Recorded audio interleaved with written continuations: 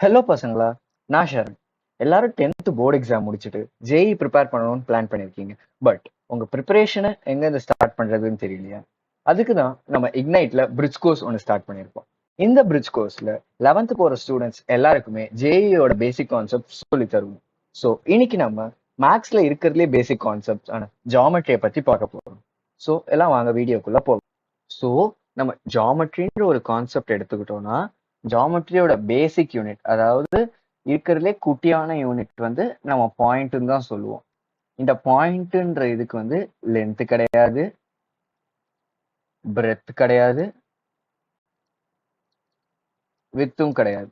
So அதாவது இந்த பாயிண்ட்டுக்கு வந்து டைமென்ஷனே கிடையாது. இருக்கிறதுலே குட்டியான யூனிட் வந்து பாயிண்ட் தான். நம்ம இந்த பாயிண்ட்டை எப்படி ரெப்ரசன்ட் பண்ணுவோம்னா, பாயிண்ட் அதாவது ஒரு புள்ளி வச்சுட்டு அந்த புள்ளிக்கு கீழே வந்து நம்ம ஒரு capital letter, English capital letter எழுதுறோம். அதாவது இங்க நான் பாயிண்ட் ஏன்னு எழுதுறேன்னா இதை நம்ம எப்படி எழுதுவோம்னா பாயிண்ட் ஏ.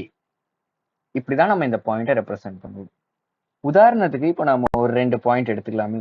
இங்க இது பாயிண்ட் ஏன்னு வச்சுக்கலாம், பாயிண்ட் பின்னு வச்சுக்கலாம். ஸோ இந்த 2 பாயிண்ட் நம்ம இப்போ ஜாயின் பண்ணோம்னா நமக்கு ஒரு குறிப்பிட்ட லென்த் கிடைக்கும். அதாவது இந்த பாயிண்ட் ஏக்கும் பாயிண்ட் பிக்கும் நடுவுல இருக்க லென்த் கிடைக்கும். ஸோ அந்த லென்த்தை நம்ம மெஷர் பண்ணி எழுதணும்னா, இந்த பாயிண்ட் ஏ டு பியை கனெக்ட் பண்ற லென்த் எழுதணும்னா அதுக்கு பேரு நம்ம லைன் செக்மெண்ட்னு சொல்லுவோம். அதாவது இந்த பாயிண்ட் ஏ பியை கனெக்ட் பண்ற இந்த லைனை வந்து நம்ம லைன் செக்மெண்ட் ஏபின்னு சொல்லுவோம். லைன் செக்மெண்ட் வந்து எப்பவுமே நமக்கு வந்து ஒரு குறிப்பிட்ட அளவு, அதாவது குறிப்பிட்ட லென்த் தான் இருக்கும். அந்த லென்த் வந்து இந்த ஏக்கும் பாயிண்ட் ஏக்கும் பாயிண்ட் பிக்கும் நடுவுல இருக்க டிஸ்டன்ஸ். ஸோ லென்த் வந்து பிக்சடா இருக்கும். அடுத்து நம்ம லைன்னா என்னன்னு பார்க்கலாம். அதே மாதிரி நம்ம இங்க ஒரு பாயிண்ட் ஏ, இங்க ஒரு பாயிண்ட் பி கன்சிடர் பண்ணிக்கலாம். இப்போ இந்த 2 பாயிண்ட்டையும் நம்ம ஜாயின் பண்ணிக்கிட்டு நம்ம 2 சைடும் ஒரே டைரக்ஷன்ல எக்ஸ்டெண்ட் பண்றோம். அதாவது இழுத்துட்டே போறோம். பாயிண்ட் ஏவும் அப்படியே இந்த சைடு இழுத்துட்டே போறோம், பாயிண்ட் பியும் அப்படியே இந்த சைடு இழுத்துட்டே போனோம்னா நமக்கு ஒரு லைன் கிடைக்கும். அதாவது இந்த பாயிண்ட்ல 2 டைரக்ஷன்லயும் நம்ம அப்படியே இழுத்துட்டே போறப்போ நமக்கு வந்து ஒரு லைன் கிடைக்கும். லைனோட லென்த் வந்து இன்ஃபனைட், அதாவது கணக்குல சொல்ல முடியாது. ஏன்னா வந்து இந்த லைன் வந்து போய்கிட்டே இருக்கு ரொம்ப தூரத்துக்கு. அதனால வந்து நம்ம அந்த லென்த்தை மெஷர் பண்ணி சொல்ல முடியாது. நெக்ஸ்ட் நம்ம ரேனா என்னன்னு பார்க்கலாம். அதே மாதிரி 2 பாயிண்ட் எடுத்துக்கலாம், பாயிண்ட் ஏ, பாயிண்ட் பி. இப்போ இந்த 2 பாயிண்ட் ஜாயின் பண்ணிட்டு நம்ம ஏதாவது ஒரே ஒரு பாயிண்டோட டைரக்ஷன் நம்ம எக்ஸ்டெண்ட் பண்ணிக்கிட்டே போகலாம். அதாவது இப்போ நம்ம பாயிண்ட் பில இருந்து எக்ஸ்டெண்ட் பண்ணிக்கிட்டே போறோம்னா பாயிண்டே நமக்கு இங்கே தான் இருக்கு, பட் பாயிண்ட் பில இருந்து நம்ம எக்ஸ்டெண்ட் பண்ணிக்கிட்டே போறோம். இதுக்கு பேர் வந்து நம்ம ரேன்னு சொல்லுவோம். இந்த ரேவோட லென்த்தும் வந்து நமக்கு இன்ஃபனைட் தான். ஏன்னா வந்து நமக்கு என்னதான் ஒரு பாயிண்ட் ஃபிக்ஸடா இருந்தாலும் இன்னொரு சைட்ல நம்ம எக்ஸ்டெண்ட் பண்ணிக்கிட்டே போறோம். ஸோ அதனால வந்து இதோட லென்த்தும் நம்மளால மெஷர் பண்ண முடியாது. ஸோ ரேவோட லென்த்தும் நமக்கு இன்ஃபனைட் தான். ஸோ இப்போ நம்ம பாயிண்ட்னா என்னன்னு பார்த்துட்டோம். அடுத்து இந்த பாயிண்ட்டுக்கு நம்ம எப்படி ஒரு அட்ரஸ், அதாவது அந்த பாயிண்ட் எங்க இருக்குன்றத எப்படி சொல்லலான்றத பத்தி பார்க்கலாம். இப்போ நான் இங்க ஒரு பாயிண்ட் ஏ எழுதியிருக்கேன். இந்த பாயிண்ட் ஏ வந்து நமக்கு ஸ்கிரீனுக்கு லெஃப்ட்ல இருக்குன்னு சொல்லலாம்ல. ஸோ அந்த மாதிரி இப்போ ஒரு ரேண்டமா ஒரு பாயிண்ட் வந்து ஒரு ஸ்பேஸ்ல இருக்குன்னா அதுக்கு நம்ம எப்படி அட்ரஸ் கொடுப்போம்? அதுக்கு தான் நம்ம கார்ட்டீசியன் பிளேன் யூஸ் பண்ணுவோம். கார்ட்டீசியன் பிளேன் வந்து எதுக்கு யூஸ் ஆகும்னா நமக்கு எல்லா பாயிண்ட்டுக்கும் அது ஒரு ஸ்பெசிபிக் அட்ரஸ் கொடுக்கும். ஸோ பேசிக்கா இந்த கார்ட்டீசியன் பிளேன் வந்து 3 மெயின் திங் இருக்கு அந்த கார்ட்டீசியன் பிளேன்ல. X axis, y axis and origin. இந்த எக்ஸ் ஆக்சஸ்ன்றது எக்ஸ் எக்ஸ் டேஷ் லைன், அதாவது இங்க ஒரு லைன் படுத்துக்கிட்டு இருக்குல்ல, இந்த லைன் தான் வந்து எக்ஸ் எக்ஸ் டேஷ் லைன், அதாவது எக்ஸ் ஆக்சஸ்னு சொல்லுவோம். அடுத்து ஒய் ஆக்சஸ், இந்த ஒய் ஒய் டேஷ் லைன். இந்த லைன் வந்து நின்றுட்டு இருக்க மாதிரி இருக்கும், இந்த vertical line. X x dash line வந்து ஹாரிசான்டல், ஒய் ஒய் டேஷ் வந்து வெர்டிக்கல். அடுத்து இந்த 2 லைனும் மீட் ஆகிற பாயிண்ட் வந்து ஆரிஜின். இதான் நம்ம வந்து 0,0 நீங்க எழுதியிருக்கோம். அடுத்து நம்ம இந்த கார்ட்டீசியன் பிளேன்ல எப்படி ஒரு பாயிண்டோட அட்ரஸ் எழுதுவோம்னு பார்க்கலாம். அதாவது எப்படி அதை நம்ம நொட்டேஷன்ல எழுதுவோம்னா எக்ஸ் கமா ஒய்னு எழுதுவோம். இந்த எக்ஸ்ன்றது எக்ஸ் கோஆர்டினேட். எக்ஸ் கோஆர்டினேட்டுக்கு இன்னொரு பேர் வந்து ஆப்சிஸ் தான். மறுபடியும் சொல்றேன், எக்ஸ் கோஆர்டினேட்டுக்கு இன்னொரு பேர் வந்து ஆப்சிஸ் தான்.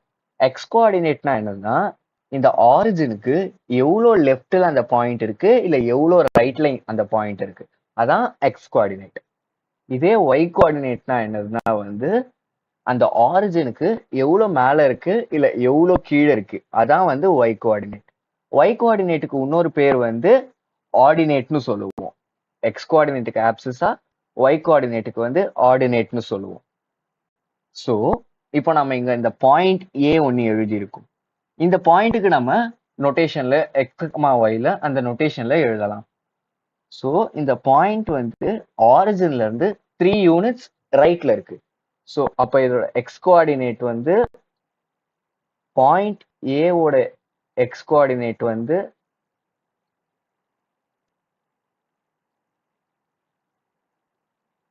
3ன்னு சொல்லுவோம். அதே மாதிரி இந்த பாயிண்டே வந்து ஆரிஜின்ல இருந்து 2 யூனிட்ஸ் மேல இருக்கு. ஸோ அப்போ அதோட ஒய் கோஆர்டினேட் வந்து 2ன்னு சொல்லுவோம். ஸோ இப்போ நம்ம அந்த ஆர்டர்டு பேர், அதாவது இந்த எக்ஸ் கமா ஒய்னு எழுதுறத நம்ம ஆர்டர்டு பேர்னு சொல்லுவோம். ஸோ இப்போ நம்ம அந்த ரொட்டேஷன்ல எழுதணும்னா பாயிண்ட் ஏ வந்து 3,2ன்னு கார்டீசியன் பிளேன்ல ரெப்ரசென்ட் பண்ணுவோம். ஸோ இப்போ இந்த பாயிண்ட் ஏவோட அட்ரஸ் வந்து நமக்கு 3,2. ஸோ கார்டீசியன் பிளேன் வந்து நம்ம இந்த பாயிண்ட்டை ரெப்ரசென்ட் பண்றதை ஈஸியாக்குது. நம்ம இன்னொரு எக்ஸாம்பிள் எடுத்துக்கலாமே. இப்போ இங்க ஒரு பாயிண்ட் பி எடுத்துக்கலாம். இந்த பாயிண்ட் பி வந்து ஆரிஜினுக்கு லெஃப்ட் சைட்ல 4 யூனிட்ஸ்ல இருக்கு.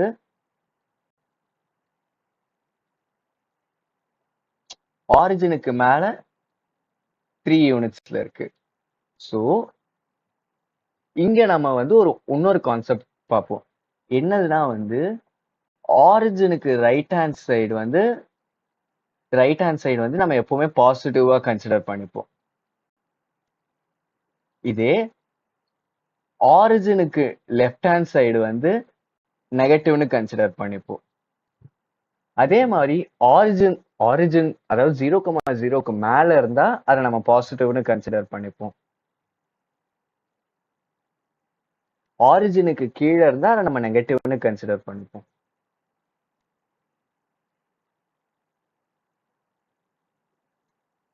ஸோ இப்போ நம்ம இந்த பாயிண்ட் பி அந்த நொட்டேஷன்ல எழுதணும்னா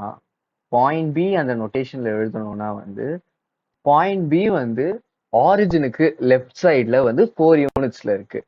ஸோ அப்போ பாயிண்ட் பியோட எக்ஸ் கோஆர்டினேட் என்னதுன்னா -4. பாயிண்ட் பியோட எக்ஸ் கோஆர்டினேட் -4. ஏன்னா ஆரிஜினுக்கு லெஃப்ட் ஹேண்ட் சைட்ல அது 4 யூனிட்ஸ்ல இருக்கு. ஸோ நம்ம நெகட்டிவ் சைன் யூஸ் பண்ணுவோம். ஸோ -4.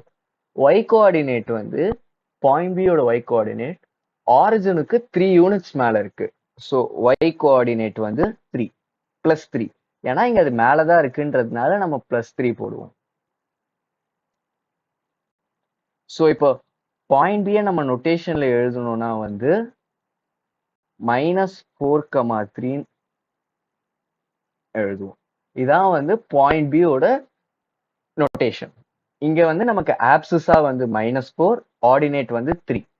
நம்ம இப்போ கார்டீசியன் பிளேன்னா என்னன்னு பார்த்துட்டோம். அடுத்து இந்த கார்டீசியன் பிளேன்ல நமக்கு 2 லைன் இருக்கும்ல, எக்ஸ் ஆக்சிஸ் ஒய் ஆக்சிஸ். இந்த x axis and y axis வந்து நமக்கு இந்த கார்டீசியன் பிளேனை 4 குவாட்ரண்டா டிவைட் பண்ணுது. அதாவது first quadrant, second quadrant, third quadrant and fourth quadrant. So இப்போ நம்ம அதை பத்தி பார்க்கலாம். ஃபர்ஸ்ட் குவாட்ரண்ட், அதாவது குவாட்ரண்ட் 1. குவாட்ரண்ட் 1ல வந்து நமக்கு இப்போ ஏதாவது எந்த பாயிண்ட் எடுத்துக்கிட்டாலும், இப்போ நம்ம இங்க ஒரு பாயிண்ட் ஏன்னு எடுத்துக்கிட்டா இந்த பாயிண்ட் வந்து ஆரிஜினுக்கு ரைட் சைட்ல, அதாவது எக்ஸ் கோஆர்டினேட் வந்து ஆரிஜினுக்கு ரைட் சைட்ல இருக்கும் பாயிண்ட் ஏ ஓடுது. ஸோ எக்ஸ் கோஆர்டினேட் வந்து பாசிட்டிவா இருக்கும். அடுத்து ஆரிஜினுக்கு டாப்ல இருக்கு பாயிண்ட் ஏ வந்து ஆரிஜினுக்கு மேல இருக்கு. ஸோ ஒய் கோஆர்டினேட்டும் வந்து பாசிட்டிவா இருக்கும். ஸோ வந்து ஃபர்ஸ்ட் குவாட்ரண்ட்ல இருக்கப்போ வந்து அந்த பாயிண்டோட ஆர்டர்டு பேர் வந்து பாசிட்டிவா தான் இருக்கும். இதே குவாட்ரண்ட் 2ல எடுத்துக்கிட்டோம்னா குவாட்ரண்ட் 2 எடுத்துக்கிட்டோம்னா வந்து இங்க ஒரு பாயிண்ட் பி எடுத்துக்கலாமே. இந்த பாயிண்ட் பி வந்து பாயிண்ட் பியோட எக்ஸ் கோஆர்டினேட் வந்து ஆரிஜினுக்கு லெஃப்ட் சைட்ல இருக்கு. அதாவது எக்ஸ் கோஆர்டினேட் வந்து ஆரிஜினுக்கு லெஃப்ட் சைட்ல இருக்கு. ஸோ நம்ம என்ன பார்த்தோம், லெஃப்ட் சைட்ல இருந்தா நம்ம நெகட்டிவ் யூஸ் பண்ணணும். ஸோ எக்ஸ் கோஆர்டினேட் வந்து நமக்கு வந்து நெகட்டிவ்ல இருக்கும். பட் இதே பாயிண்ட் பி வந்து ஆரிஜினுக்கு மேல தான் இருக்கு. ஸோ வந்து ஆரிஜினுக்கு மேல இருந்தா நம்ம பாசிட்டிவா தான் கன்சிடர் பண்ணுவோம். ஸோ வந்து ஒய் கோஆர்டினேட் வந்து நமக்கு பாசிட்டிவா தான் இருக்கும்.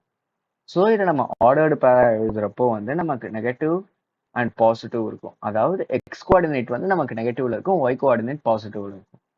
அடுத்து குவாட்ரண்ட் 3.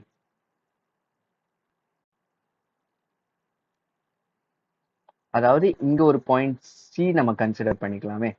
இந்த பாயிண்ட் சியோட எக்ஸ் கோஆர்டினேட் வந்து ஆரிஜினுக்கு லெஃப்ட் சைட்ல தான் இருக்கு. நம்ம லெஃப்ட் சைட்னா நெகட்டிவ்னு பார்த்துருக்கோம். ஸோ எக்ஸ் கோஆர்டினேட் வந்து நமக்கு நெகட்டிவ்ல இருக்கும். ஒய் கோஆர்டினேட் இங்க வந்து நமக்கு புதுசா ஒண்ணு இருக்கு. என்னதுன்னா வந்து ஆரிஜினுக்கு கீழே இருக்கு. பாயிண்ட் சியோட ஒய் கோஆர்டினேட், அதாவது பாயிண்ட் சியோட ஒய் கோஆர்டினேட் ஆரிஜினுக்கு கீழே இருக்கு. நம்ம கீழே இருந்தா நெகட்டிவ்னு கன்சிடர் பண்ணணும்னு பார்த்துருக்கோம். ஸோ ஆரிஜினுக்கு கீழே இருக்கிறதுனால வந்து ஒய் கோஆர்டினேட் நம்ம negative.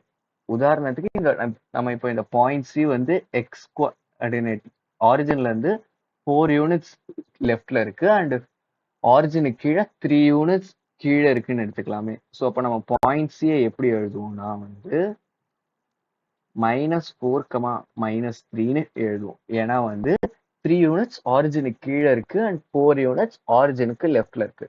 So x coordinate -4, y coordinate -3. அடுத்து நம்ம குவாட்ரண்ட் 4 எடுத்துக்கலாம். இந்த குவாட்ரண்ட்ல இப்போ நம்ம இங்க ஒரு பாயிண்ட் டி எடுத்துக்கிட்டோம்னா வந்து இந்த பாயிண்ட் டி வந்து எக்ஸ் கோஆர்டினேட் வந்து ஆரிஜினுக்கு ரைட்ல இருக்கு. ஸோ ஆரிஜினுக்கு ரைட்ல இருந்தா நம்ம பாசிட்டிவ்னு எடுத்துப்போம். பட் ஒய் கோஆர்டினேட் வந்து ஆரிஜினுக்கு கீழே இருக்கு. ஸோ ஆரிஜினுக்கு கீழே இருக்கிறதுனால நம்ம இதை நெகட்டிவ்னு எடுத்துப்போம். ஸோ இப்போ நம்ம இதை ஆர்டர்டு பேரா எழுதுறப்போ வந்து நமக்கு பாசிட்டிவ் நெகட்டிவ்னு வரும். ஏன்னா வந்து இங்க ஒய் கோஆர்டினேட் வந்து ஆரிஜினுக்கு கீழே இருக்கு. ஸோ இப்போ நம்ம இந்த பாயிண்ட் டி வந்து ஆரிஜின்ல இருந்து 5 யூனிட்ஸ் ரைட்ல இருக்கு, 2 யூனிட்ஸ் கீழே இருக்குன்னு எடுத்துக்கிட்டோம்னா இதோட ஆர்டர்டு பேர் நோட்டேஷன் வந்து நமக்கு எவ்வளவு வரும்னா வந்து ஆர்டர்டு பேர் நோட்டேஷன் வந்து நமக்கு 5, -2ன்னு வரும். ஏன்னா வந்து 5 பாசிட்டிவ், ஏன்னா வந்து அது ஆரிஜினுக்கு ரைட்ல இருக்கு. -2 ஏன்னா வந்து அது 2 யூனிட்ஸ் ஆரிஜினுக்கு கீழே இருக்கு. ஸோ நம்ம -2ன்னு போடுவோம். So y coordinate negative, x coordinate positive. இப்போ நம்ம ஆங்கிள்னா என்னன்னு பார்க்கலாம். உதாரணத்துக்கு இப்போ நம்ம ஒரு 2 இன்டர்செக்டிங் லைன் எடுத்துக்கலாமே.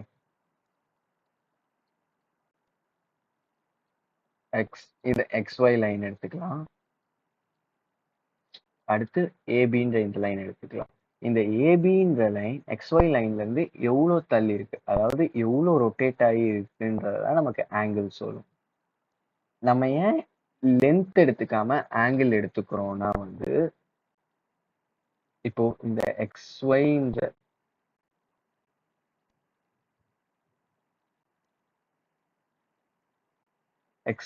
இந்த பாயிண்ட் XYன்ற லைனும் ஏபின்ற லைனும் இன்டர்செக்ட் ஆகிற பாயிண்ட் வந்து இதுதான். இதை நம்ம ஒரு ஓன் எடுத்துக்கலாமே. ஸோ இப்போ நம்ம இந்த பாயிண்ட்ல இருந்து ஏபி லைனுக்கு ஒரு லைன் வரைஞ்சோம்னா நமக்கு ஒரு டிஸ்டன்ஸ் கிடைக்கும். இந்த பாயிண்ட்ல இருந்து ஏபின்ற லைனுக்கு ஒரு லைன் வரைஞ்சோம்னா நமக்கு ஒரு டிஸ்டன்ஸ் கிடைக்கும். இந்த டிஸ்டன்ஸும் சேம் இல்லை, வேற வேற இருக்கும். ஆனா நமக்கு இந்த ஆங்கிளும் சேமா தான் இருக்கும். அதனாலதான் வந்து நம்ம ஆங்கிளை மெஷர் பண்றோம். அதாவது இப்போ இந்த XYன்ற லைன் ஏபின்ற லைன்ல இருந்து எவ்வளவு தள்ளி இருக்குன்றத மெஷர் பண்றதுக்கு நம்ம ஆங்கிள் யூஸ் பண்ணுவோம். ஸோ ஆங்கிளை மெஷர் பண்றதுக்கு 2 யூனிட்ஸ் இருக்கு, டிகிரி அண்ட் ரேடியன். நமக்கு டிகிரியில வந்து 4 டைப் ஆஃப் ஆங்கிள்ஸ் இருக்கு. அது என்னன்றத நம்ம இப்போ பார்க்கலாம். டிகிரி மெஷர்மெண்ட் ஆஃப் ஆங்கிளை பத்தி பார்க்கலாம். நம்ம டிகிரி மெஷர்மெண்ட்ல எப்படி நம்ம ஆங்கிளை ரெப்ரசென்ட் பண்ணுவோம்னா, உதாரணத்துக்கு இப்போ நமக்கு 27 டிகிரி இருக்குன்னா அதை நம்ம வந்து 27 டிகிரி, அதாவது டிகிரினா மேலே இந்த நம்பர் எழுதிட்டு மேலே ஒரு டாட் வைப்போம். 60 டிகிரினா மேலே ஒரு டாட் வைப்போம். ஓகேவா? இப்போ நம்ம வந்து டைப்ஸ் ஆஃப் டிகிரி, அதாவது various classification of angles in degree measurement பார்க்கலாம். ஃபர்ஸ்ட் வந்து 0 டிகிரி, அதாவது இப்போ நம்ம XY லைன் எடுத்துக்கலாம். இன்னொரு லைன், இந்த லைனுக்கு மேலேயே ஏபின்னு இருக்கு. அதாவது இந்த XYன்ற லைனுக்கு மேலேயே நமக்கு ஏபின்னு இருந்தா இந்த ரெண்டு லைனுக்கும் நடுவுல இருக்க ஆங்கிள் 0. ஏன்னா வந்து அது கொஞ்சம் கூட தள்ளியே இல்லை. ஏபின்ற லைன் வந்து XY லைனுக்கு கொஞ்சம் கூட ரொட்டேட் ஆகல, அது மேலேயே இருக்குன்றதுனால நம்ம 0 டிகிரின்னு சொல்லலாம். இது ஒரு கேஸ். இன்னொரு கேஸ் என்னதுன்னா வந்து இது XYன்ற லைன், இது ஏபின்ற லைன். இந்த மாதிரி இருக்கிறப்போ XYன்ற லைன் வந்து அப்படியே கண்டினியூஸா போயிட்டே இருக்கும், ஏபின்ற லைன் வந்து கண்டினியூஸா போயிட்டே இருக்கும். இந்த ரெண்டு லைனும் நடுவுல எங்கேயுமே மீட் ஆகாது. ஸோ இந்த மாதிரி இருக்கிறப்போ இந்த ரெண்டு லைனுக்கு நடுவுல இருக்க ஆங்கிள் வந்து 0. இந்த மாதிரி லைன்ஸ் வந்து நம்ம parallel லைன்ஸ், அதாவது இந்த மாதிரி லைனை வந்து நம்ம parallel லைன்ஸ்னு சொல்லுவோம். செகண்ட் கேஸை வந்து நம்ம parallel லைன்ஸ், அதாவது ரெண்டு லைன்ஸ் எங்கேயும் மீட் ஆகாம போயிட்டே இருந்துச்சுன்னா அந்த லைன்ஸ் நம்ம parallel லைன்ஸ்னு சொல்லுவோம். ஃபர்ஸ்ட் கேஸ்ல இருக்கிறத வந்து நம்ம கோஇன்சிடென்ட் லைன்ஸ்னு சொல்லுவோம். இந்த ரெண்டு கேஸ்லுமே வந்து நமக்கு ஆங்கிள் வந்து 0 டிகிரி தான். நெக்ஸ்ட் நம்ம எதை பத்தி பார்க்க போறோம்னா 90 டிகிரி ஆங்கிள், அதாவது இதை பத்தி தான் பார்க்க போறோம். இங்க வந்து நமக்கு இந்த XYன்ற லைனும் ஏபின்ற லைனும் நமக்கு இன்டர்செக்ட் ஆகிறப்போ நமக்கு ஒரு பெர்ஃபெக்ட் எல் ஷேப் கிடைக்கும். இந்த மாதிரி இருக்கிறப்போ வந்து நமக்கு நடுவுல நமக்கு 90 டிகிரியில ஆங்கிள் இருக்குன்னு சொல்லலாம். நம்ம கார்ட்டீசியன் பிளேன் எடுத்துக்கிட்டா கூட நமக்கு நமக்கு இந்த எக்ஸ் ஆக்சிஸும் ஒய் ஆக்சிஸும் இன்டர்செக்ட் பண்றப்போ பெர்ஃபெக்ட் எல் ஷேப் வந்து நமக்கு 90 டிகிரி கிடைக்கும். ஸோ இந்த மாதிரி கிடைக்கிற லைன்ஸ், இந்த மாதிரி நமக்கு ரெண்டு லைன்ஸுக்கு நடுவில் 90 டிகிரி இருந்துச்சுன்னா அதை நம்ம பெர்பெண்டிகுலர் லைன்ஸ்னு சொல்லுவோம். பெர்பெண்டிகுலர் லைன்ஸ்னா ரெண்டு லைனுக்கு நடுவில் ஆங்கிள் வந்து 90 டிகிரி இருக்கும், அதுதான் வந்து நமக்கு பெர்பெண்டிகுலர் லைன். இப்போ நம்ம அக்யூட் ஆங்கிளை பத்தி பார்க்கலாம். அதாவது இப்போ நம்ம ஒரு ரெண்டு லைன் XY ஏபின்னு எடுத்துக்கலாம். அந்த ரெண்டு லைன் இன்டர்செக்ட் ஆகிற, அதாவது மீட் ஆகிற பாயிண்ட் நம்ம ஒன்று எடுத்துக்கலாம். ஸோ இப்போ இந்த ஆங்கிள் BOY 0 டிகிரியை விட அதிகமாக இருக்கணும், பட் 90 டிகிரியை விட கம்மியாக இருந்தால் அது வந்து நமக்கு வந்து அக்யூட் ஆங்கிள். இதே நம்ம அப்டியூஸ் ஆங்கிளை பற்றி பார்க்கலாம். அதே மாதிரி நம்ம ஒரு ரெண்டு லைன் XY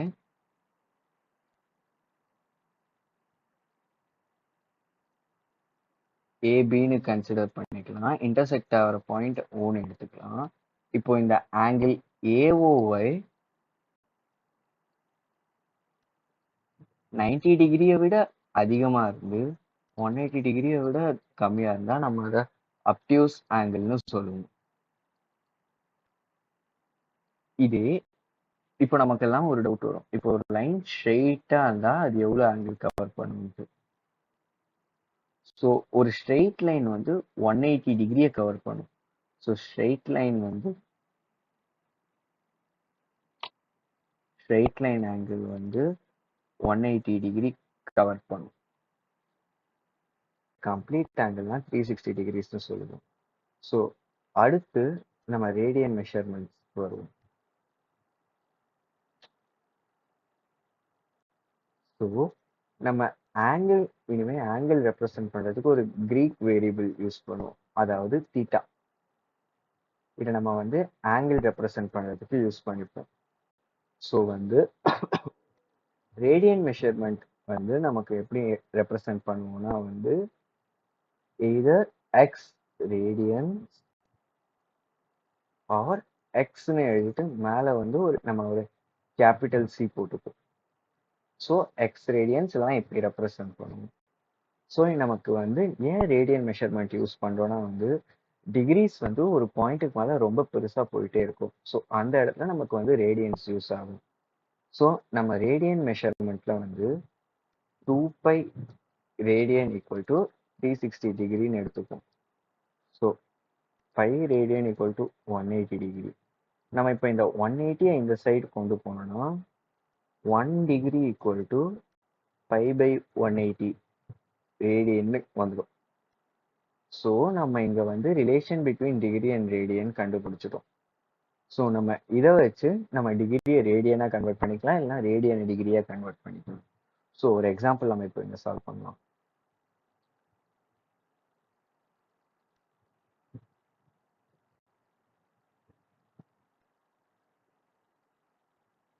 ஸோ இப்போ நமக்கு வந்து 145 டிகிரி இருக்குன்னா வந்து நம்ம இப்போ இதை ரேடியனாக கன்வெர்ட் பண்ணணும்னா நம்ம சிம்பிளாக வந்து 145 × π/180 மல்டிப்ளை பண்ணோம்னா 45 3s are 145, 45 4s are 180. So நமக்கு வந்து 3π/4 ரேடியன் வரும். அதே மாதிரி இப்போ நம்ம π/2 ரேடியனை டிகிரியாக கன்வெர்ட் பண்ணணும்னா நம்ம 5/2 × 180/π மல்டிப்ளை பண்ணுறோம். ஏன்னா வந்து நமக்கு 1 டிகிரி வந்து 5/180 ரேடியன். ஸோ அப்போ 1 radian equal to 180/π degree. So இப்போ நமக்கு வந்து π/2 ரேடியன் டிகிரியாக கன்வெர்ட் பண்ணோம்னா 5/2 × 180/π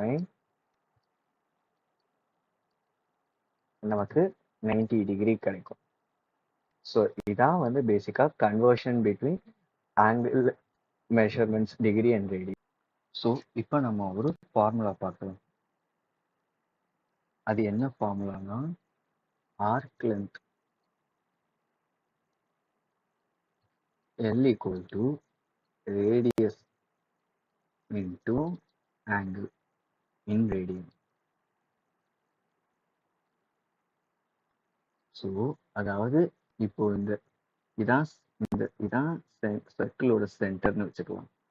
ஸோ இப்போ இந்த ஆர்க்கோட லென்த் எவ்வளோன்றதை நம்ம கண்டுபிடிக்கிறதுக்கு இந்த ரேடியஸ் இன்டூ இந்த தீட்டா, அதாவது angle in radian. So L is equal to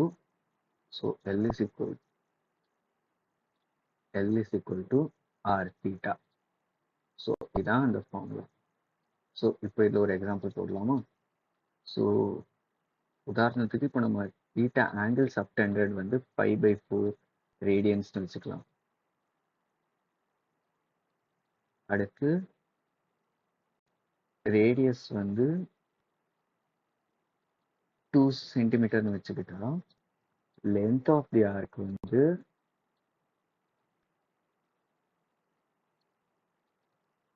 5/4 × 2 = π/2 centimetre ரேடியன்ஸ்னு வரும்.